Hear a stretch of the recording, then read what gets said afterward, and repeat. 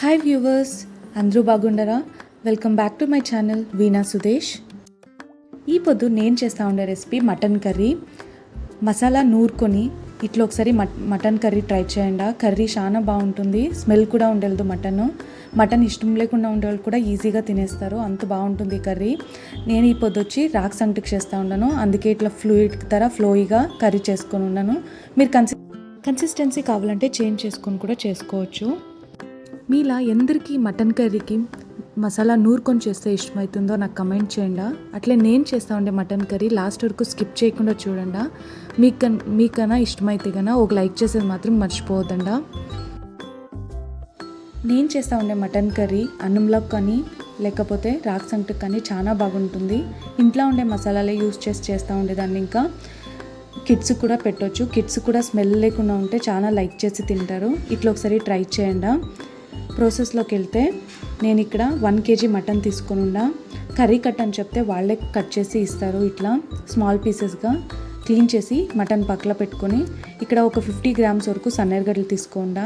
2 medium tomatoes తీసుకొనాలా, medium size ఉంటే చాలు. వాటిని కట్ చేసి పెట్టుకోనాలా. టొమాటోస్ని కట్ చేసుకుని అయినాక ఒక బాండ్లీ తీసుకొనాలా. ఇది మసాలా ప్రాసెస్. బాండ్లీ తీసుకొని కొద్దిగా ఆయిల్ వేసుకోనాలా. ఆనియన్ మనం కట్ చేసి పెట్టుకున్నాం కదా, వాటిని వేసుకొని కలర్ చేంజ్ అయ్యే వరకు మనం ఫ్రై చేస్తూ ఉండాలి. ఆనియన్ లైట్గా కలర్ చేంజ్ అయినప్పుడు మనం టొమాటో కట్ చేసి పెట్టుకున్నాం కదా, దాన్ని వేసుకోనాలా. అందరికీ తెలిసిందే కదా, టొమాటో బిర్నా ఉడికిపోవాలంటే కొద్దిగా సాల్ట్ వేసుకుంటే బిర్నా ఉడికిపోతుంది. ఈ 1 స్పూన్ మాత్రమే సాల్ట్ వేసుకుంటా ఉన్నా. ఇంకా మటన్ మనం చేసేటప్పుడు ఇంకా కొద్దిగా చూసుకొని వేసుకోవచ్చు.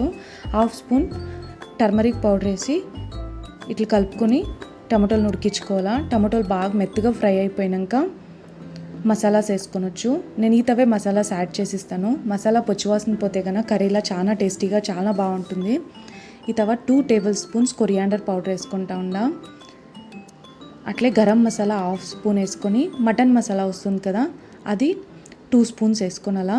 1 tablespoon కారం పొడి వేసుకొని బాగా ఫ్రై చేసుకోనాలా. మసాలాలంతా స్మెల్ పోయే వరకు బాగా ఫ్రై చేసుకోనాలా.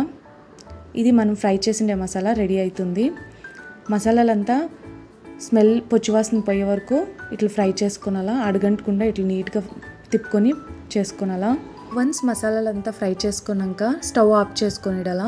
స్టవ్ ఆఫ్ చేసింది అయినాక ఇది చూడండి, ఒక మీడియం సైజ్ గార్లిక్ తీసుకొని గార్లిక్ అంతా ఇడిపి చేసుకోవాలా. ఒక చిన్న సైజు జింజర్ తీసుకొని వేసుకోవాలా. 1 tablespoon గసగసాలు, ఇంకా 4 క్లోవ్స్ వేసుకోనాలా. కొత్తిమీరకు 1 పిడికిడిని, ఇంకా అట్లే 1 కప్పు కొమ్మరి వేసుకొని కలిదిప్పుకోనాలా. ఇదే మన మసాలా. దీన్ని ఫైన్ పేస్ట్ తర చేసుకుంటే మనకు మసాలా రెడీ అయిపోతుంది. ఇది చూడండి, సైడ్ బై సైడ్ నేను సంగటి కూడా చేసేసింది. ఈ మసాలా మనం ప్రిపేర్ చేసిండే దాన్ని మిక్సీ జార్కి వేసుకొని ఫైన్ పేస్ట్ తర చేసుకోనాలా. కొద్దిగా నీళ్ళు యాడ్ చేసుకొని ఫైన్ పేస్ట్ తర చేసుకొని పక్కన పెట్టుకోనాలా. మన మసాలా రెడీ అయిపోతుంది.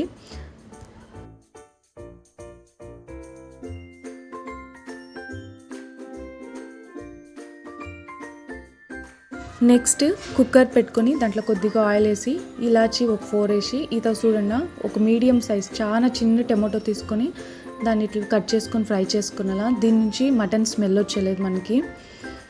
ఇట్లా ఒకసారి ట్రై చేసి చూడండి, ఎట్లా వచ్చిందో నాకు కమెంట్ చేసి చెప్పండి. మనం క్లీన్ చేసి పెట్టుకోండి మటన్, దాంట్లో వేసేసి బాగా ఫ్రై చేసుకునేలా. మటన్ వాటర్ రిలీజ్ చేసే వరకు దాన్ని ఫ్రై చేసుకున్నామంటే ఆ స్మెల్ అనేదే ఉండలేదు మనకి. నార్మల్గా మనం చికెన్ ఎట్లా తింటామో అట్లా తినేయచ్చు. కొద్దిగా సాల్ట్ వేసుకొని దాన్ని బాగా మిక్స్ చేసుకుంటే మటన్ వాటర్ రిలీజ్ చేసేకి స్టార్ట్ చేస్తుంది.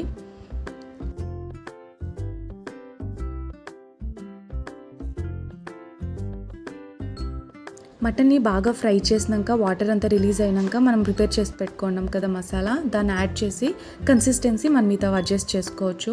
నాకు కొద్దిగా ఫ్లూయిడీ కావాలా కదా, దానికనే నేను కొద్దిగా వాటర్ యాడ్ చేస్తూ ఉన్నాను. మీ కన్సిస్టెన్సీ చూసుకొని అడ్జస్ట్ చేసుకోవచ్చు.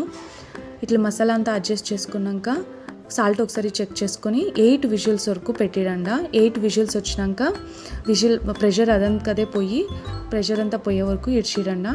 ఆమెకి చెక్ చేసుకొని చూసుకుంటాం.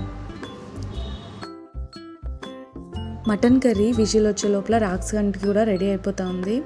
రాక్ సంగటి రెసిపీ కావాలంటే కమెంట్ చేయండి, దానికనే సపరేట్గా ఒక వీడియో చేస్తాను. ఇది చూడండి, రాక్ సంగటి చాలా సాఫ్ట్గా చాలా బాగుంది.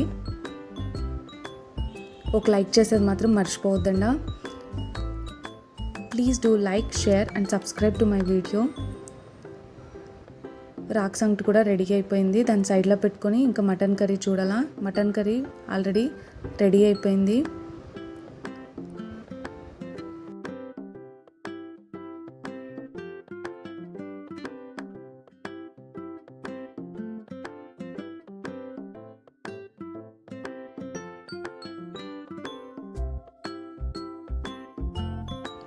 ఎయిట్ విజిల్స్ వచ్చినాక ప్రెషర్ అంతా పోయినాక కుక్కర్ తీసి చూస్తే ఇట్లుంటుంది.